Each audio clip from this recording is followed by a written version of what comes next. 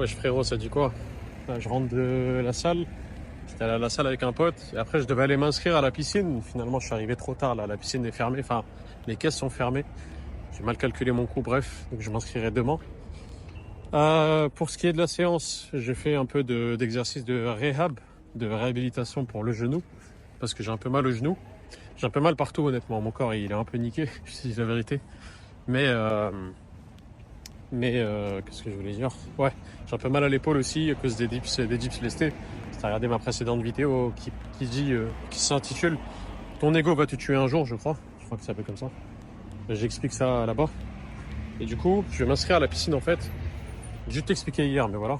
Je vais m'inscrire à la piscine parce qu'en fait, là, mon but c'est vraiment d'avoir une forme de cardio assez tranquille, tu vois.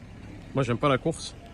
Je fais beaucoup de marches tous les jours, mais je voulais rajouter un truc un peu plus cardio et aussi le fait que ça soit quand tu es dans l'eau elle est froide et ton corps va brûler des calories pour justement garder sa chaleur. Littéralement une calorie de base, calorie ça veut dire, enfin c'est une unité d'énergie pour exprimer le fait qu'une certaine quantité de ton corps, enfin de base c'est une certaine quantité d'eau pour qu'elle prenne 1 degré Celsius, donc elle passe je sais pas moi de 25 à 26 degrés Celsius. Si tu as 1 kg d'eau, ça coûterait 1 kilocalorie, une kilocalorie pour faire passer, en termes d'énergie, cette eau de 25 à cette 1 kg d'eau de 25 à 26 degrés. Bien, en fait, cette unité d'énergie-là, on l'utilise pour le corps. Quand on dit on brûle des calories, en fait, on brûle de l'énergie.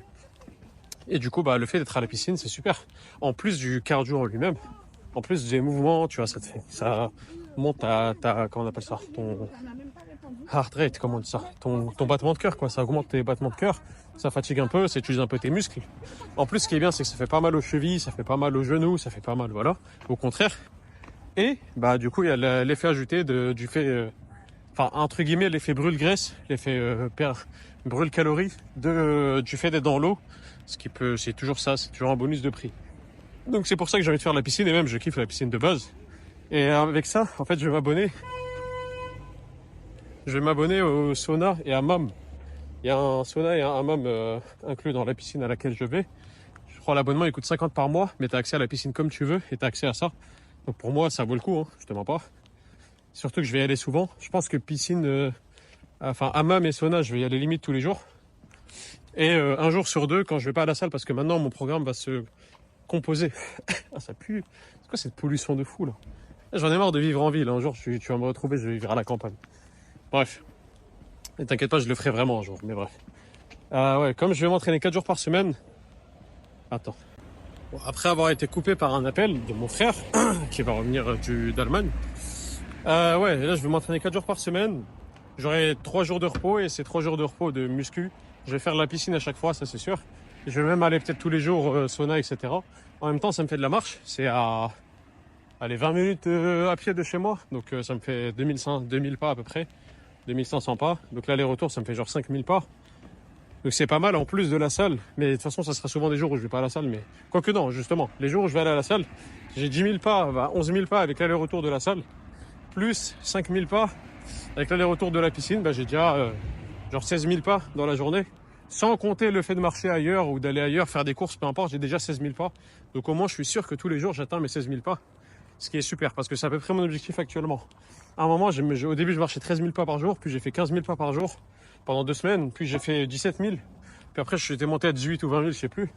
Et c'est trop, 20 000. Pour moi, je trouve que c'est trop.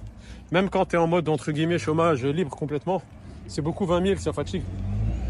Donc je me dis, 16 000, c'est un bon nombre. Après, du coup, si je fais ce que j'ai dit là, on va pas se mentir, il y a des jours où je dépasserai 16 000 parce que 16 000, ça sera le minimum. Juste avec l'aller-retour de la salle plus l'aller-retour de la piscine, eh bien, ouais, j'aurai 16 000. Et si jamais je dois marcher avec la MIF, parce que j'ai mis mes parents à la marche, donc si de temps en temps je marche avec ma mère ou avec mon père, ou si je sais pas, moi j'ai des courses à faire ou peu importe, j'arriverai facilement à 18 000 ou 20 000 par jour. Mais tant que j'ai 16 000, c'est bon. Et s'il y a des jours où je marche 20 000, ces jours-là, je pense que je ferai rien de différent, donc je mangerai comme d'hab. Mais si vraiment il y a besoin, ce que je peux faire, c'est de manger un peu plus de calories ces jours-là. Me permettre, je sais pas moi, je mange un œuf en plus ce jour-là, ou un tout petit peu de riz en plus ce jour-là, je vais voir, honnêtement. C'est à voir. Mais voilà, c'est un peu le plan que j'ai décidé de suivre. Là, ce que je vais faire, c'est que Demain, je te filmerai, je te montrerai la vidéo. Je te filmerai, je t'expliquerai ce que j'ai fait aujourd'hui. Il n'y a pas 10 000 choses, mais justement, je t'expliquerai comment faire en sorte de régler une douleur au genou. Quand tu as une douleur au genou, comment est-ce qu'il faut faire pour la régler? C'est le processus par lequel je suis en train de passer actuellement, justement. Mais là, vu que je viens de faire la séance, j'ai filmé vite fait avec mon tel. J'ai pas encore prévu faire le mini montage entre guillemets. J'ai pas expliqué, voilà, j'ai pas fait des explications et tout. J'ai pas eu le temps de rentrer.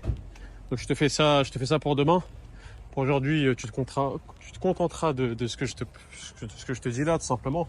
Si jamais t'es quelqu'un qui regarde mes vidéos tous les jours, ouais, faut régler ces douleurs. Faut pas laisser les douleurs comme ça toute sa vie. Elles vont pas disparaître toutes seules en fait. Comme j'explique souvent, soit il y a le repos actif, c'est-à-dire que tu te reposes, mais à côté tu fais quand même des petits exercices, des trucs pour voilà, réhabiliter ton genou, ton coude, ton épaule ou peu importe. Soit il y a le repos passif, c'est-à-dire que tu fais rien et t'attends une semaine, 2 semaines. Mais on va pas se mentir, déjà si jamais tu fais ça pendant genre 1 semaine, 2 semaines, tu as le temps de beaucoup régresser sur les mouvements, perdre un peu tes adaptations nerveuses. C'est nerveux? Ouais, je crois que c'est ça. Tes adaptations nerveuses. Il y a des exos où tu seras juste moins fort tout simplement parce que tu fais pas l'exo, etc. Ce qui n'est pas nécessairement très grave parce que ça revient vite. Si ça se perd aussi vite, ça revient vite. Mais voilà, si on peut l'éviter en faisant un peu de repos actif pendant 2-3 jours, ces muscles-là, tu ne le travailles pas trop. Mais pendant ces jours-là, justement, tu fais des petits exos comme je te montrerai demain. Eh bien, voilà, ça permet de récupérer plus vite. Et au moins, tu fais pas rien, quoi. Et tu perdras moins de force ou moins de niveau globalement. Et donc, tu reviendras plus vite. Voilà, quoi. Faut pas oublier qu'on est motivé quand on va à la salle. Et une des motivations, c'est aussi la performance, le fait de quand on bouge certains poids. Disons, je sais pas, d'habitude, tu mets 120 au squat. Et là, tu as mal au genou. À cause de ça, tu mets genre 80 et t'en peux plus. Ou sinon, tu mets 120 mais ça te fait mal. En fait, ça va te démotiver. Ça va moins te motiver que d'habitude. Alors que si tu arrives à régler ça rapidement et au bout d'une semaine, c'est bon, c'est réglé, tu peux remettre les poids comme d'hab, c'est super. Voire plus parce que tu seras bien à l'aise avec ton genou. Tu l'auras bien amélioré. Donc voilà. Je vais mettre à la piscine. Je continue ma marche de toute façon. Et là, pour les calories, je pense que je vais reprendre le fait de bien manger. Et surtout de manger, de savoir combien je mange, de traquer mes calories.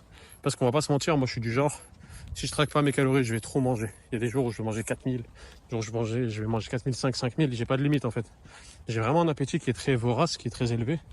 Et si je fais pas gaffe, je mange énormément. Donc même si je marche beaucoup, ça me permet justement de manger plus. Ou en tout cas, même en mangeant autant, de pas spécialement prendre du poids. Mais si j'ai envie d'en perdre, eh bien, faut faire attention aux calories. Donc là, je vais me limiter en dessous des 3000. Je pense que je vais me limiter à 2800 calories. Pour 1m83 à 84 comme moi, quelqu'un d'assez actif qui marche beaucoup et qui même maintenant va rajouter de la piscine, ça devrait me permettre de bien sécher. Ça sera peut-être même un peu trop. Donc si je vois que ça suffit pas et que je suis tout le temps KO, j'augmenterai ça genre à 3000 ou 3200. Parce que je pense que là, ma maintenance, elle est vers 3003, allez, 3500. Si en plus je rajoute un peu d'effort et de cardio et de piscine, je pense qu'elle sera même un peu plus élevée, plutôt vers 3800. Donc là maintenant, c'est 3700, 3800. Donc ouais, je mangerai à peu près 3000 calories par jour, ça me permettra de perdre du poids. Enfin du gras surtout, c'est ça le plus important. Parce que là j'en ai marre de pas être bien sec, ça commence à m'énerver. Et je sais qu'en suivant le plan là, avec les pas, avec les pas, le comptage de calories, j'arriverai à mon objectif, tu vois. J'arriverai à l'excellence que je cherche. Et le but c'est de faire fissurer les gens, comme je dis toujours. Je vais te laisser avec ça, je te laisse... Demain, je t'expliquerai ce que j'ai fait là pour le genou et ce que je ferai sûrement plusieurs fois là dans la semaine. Je ferai ça sûrement plusieurs fois dans la semaine pour enfin avoir un genou qui est en forme. Surtout que là, j'ai réussi 180 kg au squat récemment. Donc voilà, ça me ferait chier si là, pendant longtemps, je peux pas faire les jambes et que je perde mon niveau au squat alors que j'ai envie de m'améliorer. Donc voilà, faut que je trouve... Normalement, la séance que j'ai faite, je l'ai fait juste plusieurs fois, tous les 2 jours ou quoi. Mon genou, il devrait aller mieux d'ici 3, 4, 5, 3, 4 séances, je pense. Et à ce moment-là, je pourrais reprendre le squat en lourd. Et de toute façon, je te vloguerai tous mes entraînements, donc ça devrait aller. Je te laisse avec ça. Je te dis à demain.